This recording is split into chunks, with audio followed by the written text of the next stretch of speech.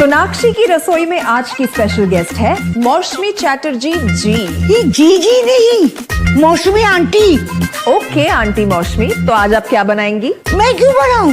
मैं तो गेस्ट हूँ, आप बनाओ हम खाएंगे। एक्टिंग में तो हिट हो, अब खाना बनाओ सुपर हिट। ठाट से बनाऊंगी खाना, है ना द बेस्ट एवरीडे मसाला। आओ बनाते हैं मसालेदार छोले। छोले हर रोज के करी में एवरीडे मसाले, शाही बिरयानी में स्वाद का जायका। পটল পোস্ত আর সর্ষে ইলিশ ভাপা।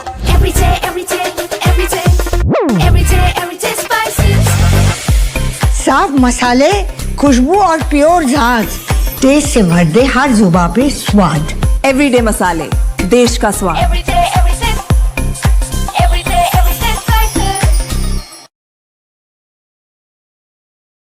दोस्तों नमस्कार, colonel Ajay CEO Ajay astro money group first global astro finance digital channel से आपसे मुखातिब होता हूं। आज 7 अक्टूबर सन 2025। दोस्तों खबर निकल के आ रही है कि इंडोनेशिया ने अपने B50 बायोडीजल कार्यक्रम का प्रयोगशाला परीक्षण पूरा कर लिया है। ये एक बहुत महत्वपूर्ण खबर है और इंडोनेशिया ने 2026 में B50 बायोडीजल लॉन्च करने यानी इम्प्लीमेंटेड करने की पूरी तैयारी कर ली है। जानिए इस महत्वपूर्ण खबर। दोस्तों ये बहुत अति महत्वपूर्ण खबर है क्योंकि इंडोनेशिया, मलेशिया, ब्राज़ील और अर्जेंटीना और अमेरिका, ये 5 देश खाद्य तेलों के लिए बहुत महत्वपूर्ण अपना स्थान रखते हैं और किसी भी एक देश के अंदर कुछ महत्वपूर्ण घोषणा का असर पूरे ग्लोबल सप्लाई चेन पर पड़ता है। इंडोनेशिया की जो महत्वपूर्ण खबर है इसके बारे में विस्तार से तफसील से बात करेंगे इस शो में।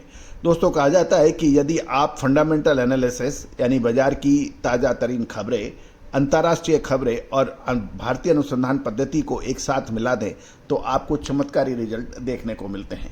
और यही वजह है कि आज विश्व का सबसे बड़ा एस्ट्रो फाइनेंस डिजिटल चैनल आपका अपना चैनल है। 3,12,000 से अधिक रजिस्टर्ड यूजर, लगभग 2 करोड़ व्यू और 12,000 से अधिक शो इस बात की आपको संदेश दे रहे हैं कि कितना आप लोगों ने उसको प्यार और सम्मान प्रस्तुत किया है। जानिए रिपोर्ट विस्तार से। दोस्तों खबर निकल के आ रही है कि इंडोनेशिया ने अपने B50 बायोडीजल कार्यक्रम के लिए जो आवश्यक प्रयोगशाला परीक्षण था उसको पूरा कर लिया है। अब इंडोनेशिया इंपोर्टेड फॉसिल फ्यूल यानी जीवाश्म ईंधन पर निर्भरता कम करने के उद्देश्य से 50% पाम ऑयल आधारित ईंधन मिश्रण को लागू करने की दिशा में एक महत्वपूर्ण कदम उठाने जा रहा है। वर्तमान समय में ये मिश्रण 40% जिसे B40 लागू करने वाला देश इंडोनेशिया माना जाता है। 2026 में इसे 50% तक बढ़ाने की योजना बना रहा है।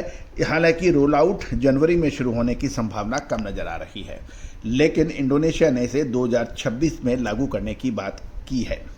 B50 कार्यक्रम के यदि मुख्य बिंदु की हम बात कर लें तो इसका उद्देश्य जो है इंपोर्टेड फॉसिल फ्यूल यानी आयातित जीवाश्म ईंधन जो कि कच्चा तेल माना जाता है उस पर निर्भरता कम करना है और राष्ट्रीय ऊर्जा सुरक्षा को मजबूत करना है।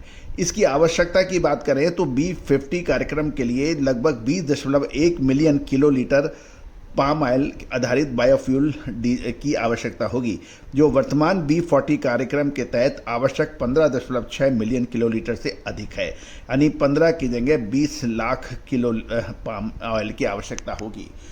दोस्तों ये पूरे विश्व के अंदर, चाहे अमेरिका हो, भारत हो, इंडोनेशिया हो, मलेशिया हो, लगभग विश्व के लगभग सभी देश कच्चे तेल पर आधारित अपना जो ईंधन है यानी उस पे कम निर्भर करने और बायोडीजल यानी जो इंडोनेशिया और मलेशिया के साथ साथ भारत भी इसकी ओर अग्रसर है। इसका प्रमुख रीजन ये बताया जाता है कि इससे जो फॉसिल फ्यूल है यानी कच्चा तेल उस पर निर्भरता कम करना। वैसे भी इसकी वर्ल्ड के अंदर धीरे धीरे कमी होगी क्योंकि इसके भंडारण सीमित हैं।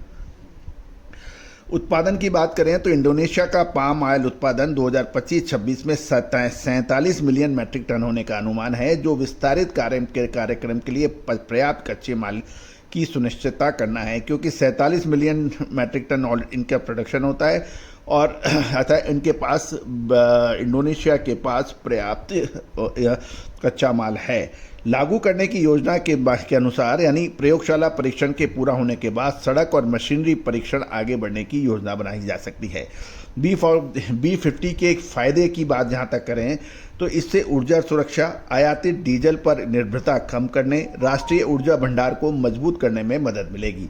निवेश और विकास की बात करें तो घरेलू बायोडीजल उद्योग में निवेश और विकास को बढ़ावा मिलेगा और ग्रीन हाउस गैस उत्सर्जन को कम करने में योगदान मिलेगा। तो कुल मिला के बायोडीजल जो प्रोग्राम है उसमें इंडोनेशिया को अच्छा फायदा हो सकता है, लेकिन इससे ग्लोबल ईडेबल ऑयल इंडस्ट्री पर पर्याप्त असर पड़ेगा, क्योंकि इंडोनेशिया यदि अपना पाम ऑयल का इस्तेमाल अधिक बायोडीजल में करेगा तो ग्लोबल सप्लाई चेन टाइट हो जाएगी और इससे भावों पर फर्क पड़ सकता है।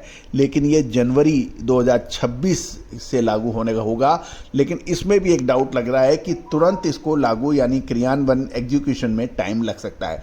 दोस्तों, लगातार अपडेट विश्लेषण हम आपको देते रहेंगे जैसे जैसे हमारे पास कुछ महत्वपूर्ण खबर आएगी। लेकिन ये तो तय है कि अक्टूबर महीना की आज 7 तारीख है, नवंबर दिसंबर सिर्फ 2-2.5 महीने बचे हैं और उसके बाद की स्थिति ये नाजुक होगी, इसमें कोई दो राय नहीं है क्योंकि B50। दूसरी ओर अमेरिका के अंदर भी बायोडीजल के ऊपर काफ़ी काम हो रहा है, भारत में भी काफ़ी इसमें काम हो रहा है। तो दोस्तों, विश्व भर में इसका असर कच्चे तेल पर और खाद्य तेलों पर निश्चित पड़ेगा, इसमें कोई दो राय और कोई संशय नहीं है। दोस्तों, राष्ट्रीय व अंतर्राष्ट्रीय महत्वपूर्ण खबरों के लिए चैनल को सब्सक्राइब करना आवश्यक है यदि आप इस इंडस्ट्री से ताल्लुक़ रखते हैं, संबंध रखते हैं। बेल आइकन यानी घंटी के निशान को पुश कीजिए और चैनल पे प्रोग्राम में कमेंट्स अवश्य लिखिए ताकि नोटिफिकेशन उन्हीं को हम भेज पाते हैं जिन्होंने कमेंट्स किया है, लाइक किया है। All the very best, good luck, happy trading.